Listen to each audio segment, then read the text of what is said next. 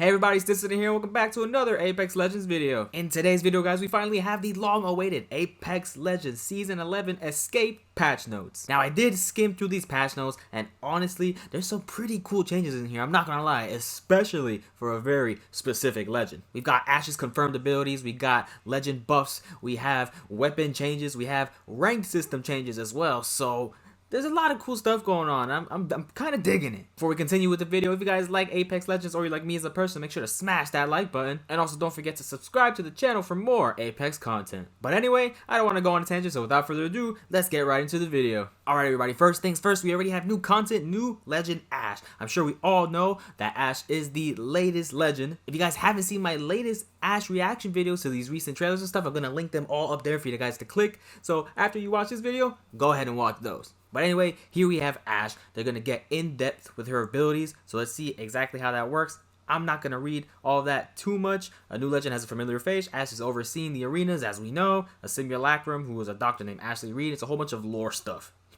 So let's get out of the lore. You guys can pause and read that if you want to. I'm more interested in the abilities. Here we go. Passive marked for death. Ash's map shows the location of recent death boxes, which is pretty dope. So you can see definitely who died where in that moment. I don't know how long that's going to last on the map, but you got that. She gets a special prompt on a death box. Use it to mark surviving attackers once per box. So that to me just sounds like third party attacker central. She wants to know who killed these people. You mark it. It's like, oh man, they're only like 80 meters away. I don't know the locations of the new map, but over there, that's going to be pretty crazy, honestly. That's going to be third party or flanking central. Anyway, this is the fun one. Tactical Arc Star. Throw a spinning snare that damages and tethers the first enemy that gets too close.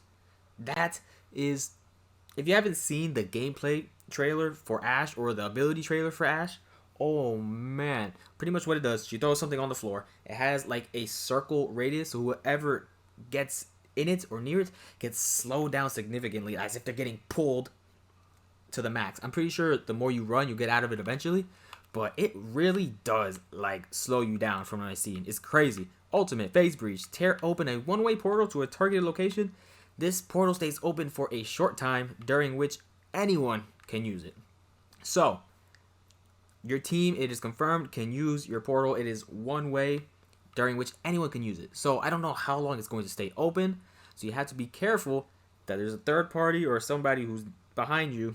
Because if they take your portal and they catch you in the middle of a fight or whatever the heck, you gotta be careful with that. But it's good, looks like it's gonna be really good for repositioning, for flanking, and all that good stuff. So I'm totally about that one there. With that ultimate, to me, I don't know what the cooldown is, but it seems like a less vulnerable jump pad. And obviously it has to do with like a wraith portal as well, where you only go in a straight line and you can't take it to and from. So to me, it feels like a mixture of a jump pad and a wraith portal. You take a jump pad, you go in one direction. If you take a portal, you just go straight, but you're not getting shot because you're in that phase breach, whatever the heck. So it's pretty dope. It's going to be really cool. I can't wait to see the plays with that. That is the new map, obviously, as we have seen before. New map, Storm Point. Beautiful map. It's not going to tell you the POIs. There's a different page for that. And we have the battle map rotation. I think for the entire season, it is going to be only Storm Point and World's Edge, which I think is awesome. A lot of people love World's Edge. And then we got the new Storm Point map. The less maps there are on rotation, we have more time to explore and play those maps, which I'm all down for. Arenas map rotations. More arena maps. We will not be using BR locations for arenas in the Escape update. Okay. That's cool. Interesting change. Look at that car, SMG. Ooh, that's a beautiful picture. That's a beautiful picture. I'm going to have to use that for my thumbnail. Sheesh. New weapon, car SMG. I wish I had the stats of it, honestly. I wish I gave you the stats, but whatever. We have a new weapon. It's an SMG. It has two ammo types, light and heavy. You can switch between the two. So that's literally just going to be crazy. Practically, a lot of people use light and a lot of people use heavy. So with this gun, you may not even run out of ammo, and it's going to be really easily shareable between your teammates and stuff. So it's pretty sick. It's going to be pretty dope, honestly. Ranked updates. Big changes. I'm going to explain it to you. There's a lot of TLDR stuff, but here's what it's going to be. They changed KP in a certain way. Let's see right here. Kill RP. Kill RP values now take differences between killer and victim ranked into account. The kill RP we have now is effectively being raised from 6 to 7. So now instead of having 6 of a max, it's now 7 of a max. And now, depending on the tier between you and now the person that you fought, depends on how many kill points that you got. So right here, for example, if a plat player kills a diamond player, that kill counts as 12 instead of 10. So here's the difference. Let's say you're a gold player, right? You kill another gold player, you get 10 points. If you kill a silver player, one tier below you, you get 8 points for that kill instead. If you kill a gold player or so on and so forth, a bronze player, 5 points. If you kill a platinum player, you get 12. If you kill a diamond player, you get 15. If you kill a masters or an apex predator, 20. So it depends on your rank. This is not based on a gold right in the middle. This is based on, in general, like tier reduction. If you're silver, this is going to be you at 0. If you're a masters, you're going to start at 0. It just depends on where you are. So a tier up would give you 12 points and a tier down would give you 8, so on and so forth. So it's pretty cool. Victims do not lose more or less points when killed in terms of entry cost. Only the killer receives the modifier. Okay, so it doesn't affect you if you get killed. And Apex Predator and Master are treated as the same tier. Gotcha. An encounter with someone of a 3+ tier difference, which is ultra rare.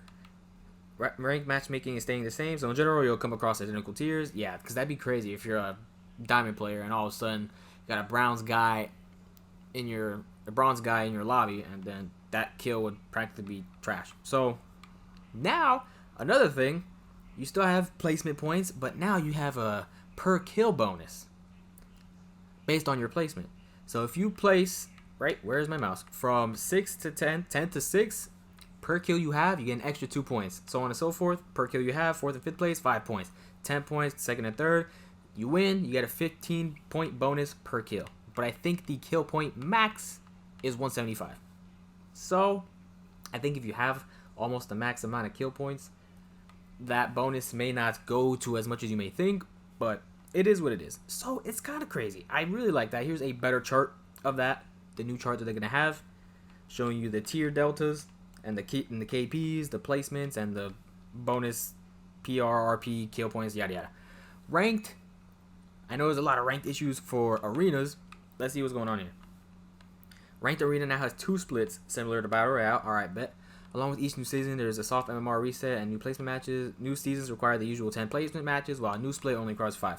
All this arena stuff is cool. I guess they're just trying to figure out how to make it a little bit better, more people to play it, and all that stuff. Balance changes. The legend that everybody wanted buffed, everybody wanted to see get buffed, was Wattson. Now, there was a ton of stuff that Wattson got touched upon. One thing being, let's talk about this right here. Improve the reliability and responsiveness of placing Wattson tactical and ultimate in world objects. Yeah, Wattson can place her tactical and ultimate objects on valid surfaces above her eye level, which is awesome. They're making it easier to place things. Her hitbox has been adjusted a little bit bigger just because she got low profile removed. So, I mean, that's a given. They did that for every low profile legend, except for her, I guess. Now, her tactical perimeter defense. The damage increased when you cross a fence is increased from 15 to 20. That's a big chunk of health. I'm not gonna lie. 20 is like a lot. That's like more than 2 bullets depending on the gun you're using. That's pretty wild, honestly. That's a little different. Increase the debuff duration on crossing a fence by 100%. So instead of being like that slow shaking vibration motion for that 1.5 seconds, it's increased to 3. So now you gonna be shaking whatever the heck slowed down for 3 seconds. So that's a long time, especially in Apex where things change like that. That's a long time. Increase the time allowance to be hit again by subsequent fence effect by 100%. So now the thing is, if you run into a fence and you run into another one, or you run into the same one, it won't happen until a second instead of 0.5 seconds. So the effect, if you were to run through the same fence again, takes a little bit longer for it to actually affect you. That's all it is. Decrease the recharge time by 50%. What is recharge time? Like her cooldown? 30 seconds to 15 seconds? Like if she used all of her things? If that's what that is, a cooldown, that's really good. Increase the placement range by 50%. She can place it a little bit further away. That is dope. Decrease the delay between fences shutting off and reactivating after an ally passes through them. So if an ally has to come into your building quick, it won't take so long for the gates to open up again, which is awesome. From 1 second to 0.4 seconds. Wattson now moves at an unarmed speed while readying and placing fence nodes. That's awesome. It's just sometimes I've played Wattson before. If you're not used to it, especially it's a little time consuming to place her fences. So now that it's more fluid, I guess now she can move at a nice speed. That's gonna be dope. Fence nodes can now be placed as soon as the weapon is readied instead of waiting for the animation to finish.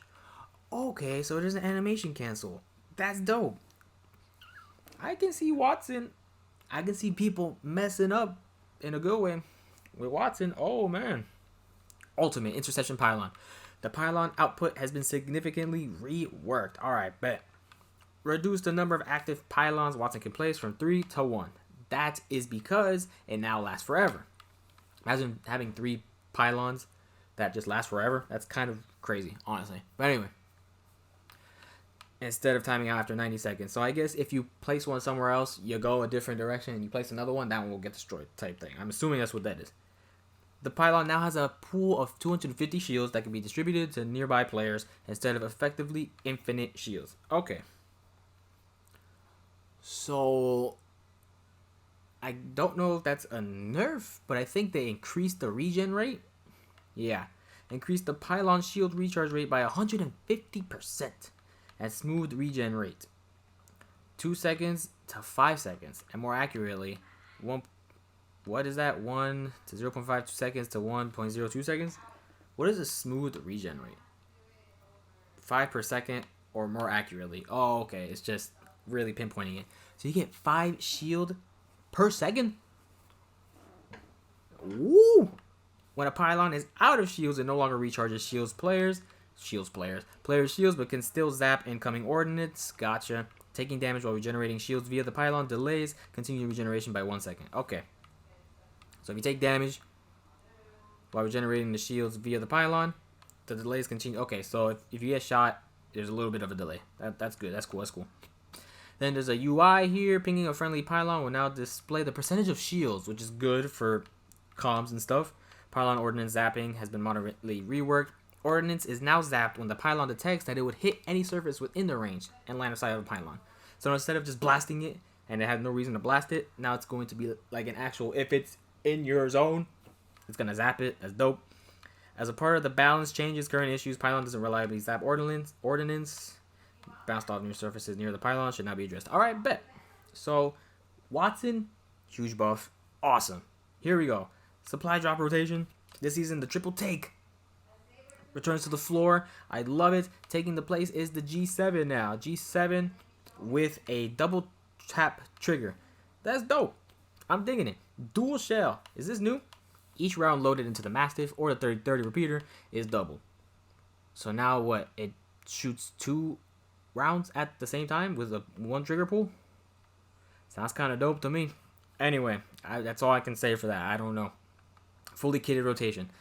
They added the Mastiff. They added a gold Mastiff, gold 30-30, gold R3, gold car, and a gold longbow. Removed the Peacekeeper, Rampage, RE45, Flatline, and Charge Rifle. Dope. EVA 8. Fire rate reduced from 2.1 to 2. We all know that EVA 8, strongest shotgun in the game, honestly. So they're still really trying to figure out how to do that. Peacekeeper got buffed. Slightly increased the pellet size, so I guess it's going to be a little bit easier to hit your target. Choke time is reduced, so now that little charge thing is a little bit faster. Choked up shots remain tight for slightly longer instead of just instantly going away. That's dope. Longbow. Hard nerf. 55 damage. Dang. 60 to 55. That is crazy. Let's see now. L-Star. Lots of love and hate for that gun. The barrel effectiveness at all rarity tiers. Honestly, even without a barrel, I think it's pretty easy to control. So, I'm chilling with that one. Significantly reduced the projectile collision size, because we already know those bullets are huge. And then we got reduced damage from 18 to 17. Reduced damage is never a good thing. But it's okay. I used to love this gun. But it's all good. You know, I feel like it's still they didn't do nothing with the mag size or nothing like that. So I'm chilling with all that stuff. It is what it is.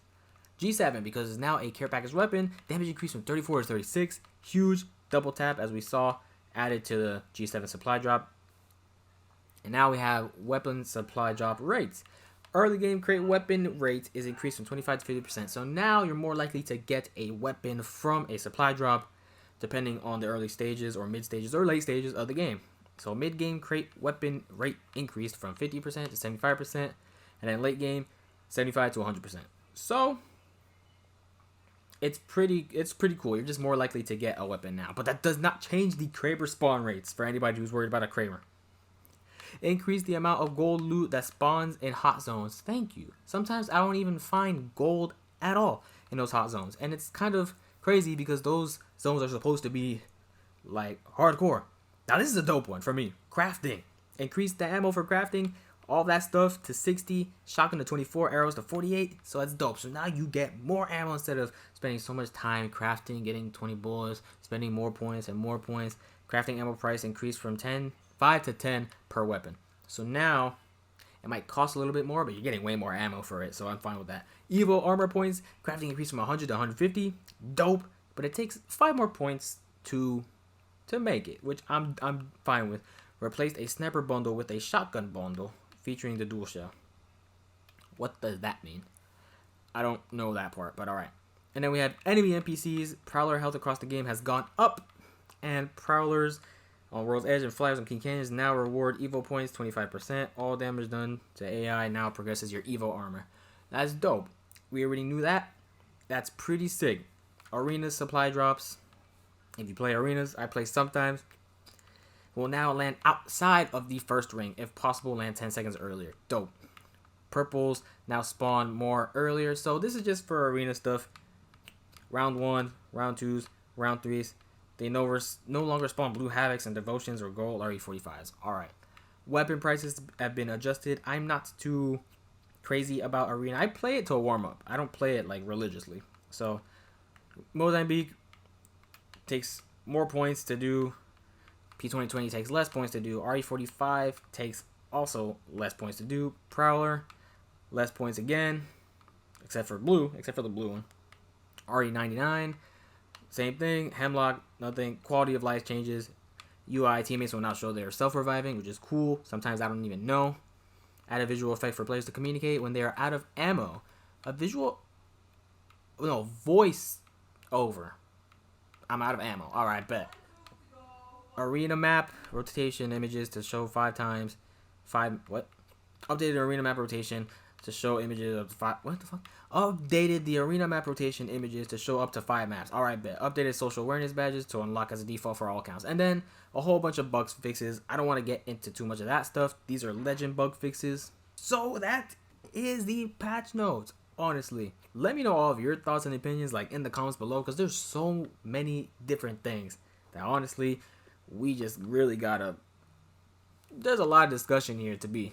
Once again, there you guys have it. That is going to be it for the Apex Legends Season 11 patch notes. There's so many things, like I said, that there is to talk about. Let me know what you guys think about Ashe and her abilities, because she's going to be an insane legend. I think it's going to take a while for her to find her place, but I'm going to play her like instantly, day one. She just seems like so much fun.